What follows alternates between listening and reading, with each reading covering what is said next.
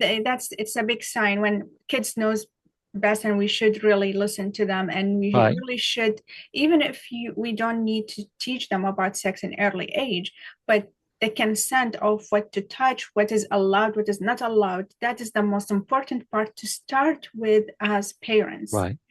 Right. Um, the And other then thing, also let them know that if someone does touch inappropriate, who the safe people are to tell, that they need to be able to come to you as parents or teachers, who the safe people are, counselors.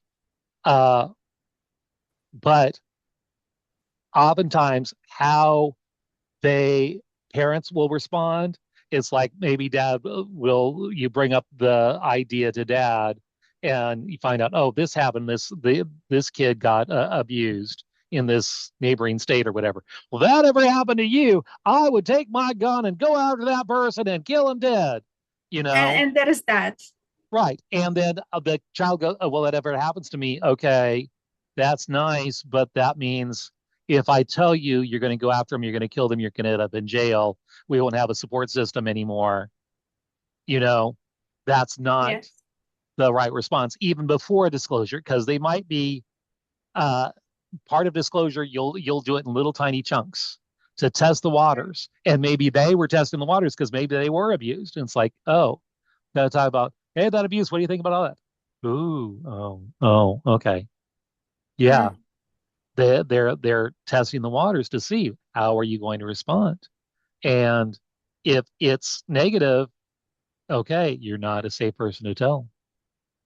Yeah, that is so true. That's a great point to bring, because like I've seen there's few young kids, men and female and male and all genders, they uh, after years, when the other parents come and it's like, why you didn't tell me, even when they get abused by the other parent, and they come as like, why you didn't tell me, and they will say, well, because dad or because mom is treating you really nicely, and you look happy when they are around, and they love Right. you, and all of that. I didn't want to take this away from you. I didn't want to take it from my siblings. So if it's Right. just me, that is fine. When I grow up, I'll leave. That is the Right. idea of them. And this is like one of the things, because not all abuse from the other partner, it shows that they are angry and they are abusive and you just want to leave. Sometimes I keep saying that some abuse doesn't come physical abuse. It doesn't, it's not loud. You don't see it until sometimes it's too late. And I bring something like, I'm writing about experience that I went through in domestic abuse. Um, it's a question that I keep playing in my head, to the point I start writing about it, and I'm starting writing this book, and it's called When It's Safe to Leave. And when it's Hmm. safe to leave, not just a domestic abuse, but any abuse. It could be abuse from work, friendship, family, uh, marriage, all kind of abuse. So for for the sexual abuse, when it's safe to leave, when it's safe to say it, to say like, that's it, I don't care about the blackmailing, I don't care about what is going to be the offer going to be taken away from me. Right. Right.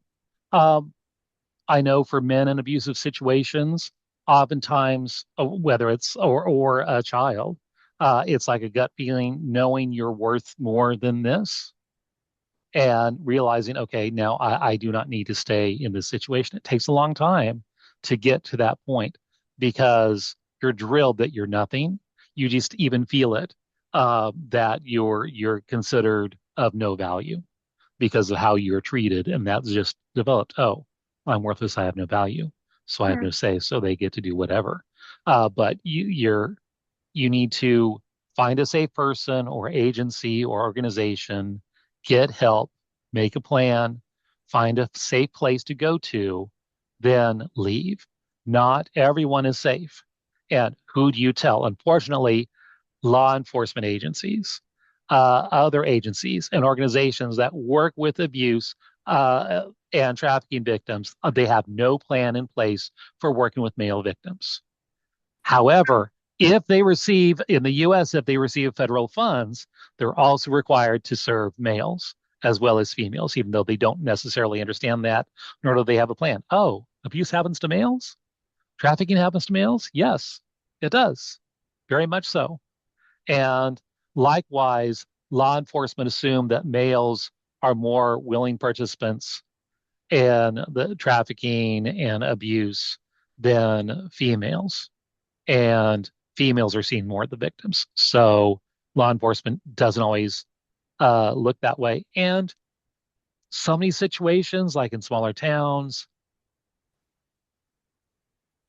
especially if it's trafficking, Yeah. a lot of these organizations, sometimes they're involved, sadly. So there's police, government organizations, sometimes they can be involved in these things too. And yeah, there's So there's bad stuff happening everywhere in every aspect of society, and it's hard to know where you can find the good places. So find a counselor. If you're in school, find a school counselor, someone you can trust who knows what they're talking about and can help you. so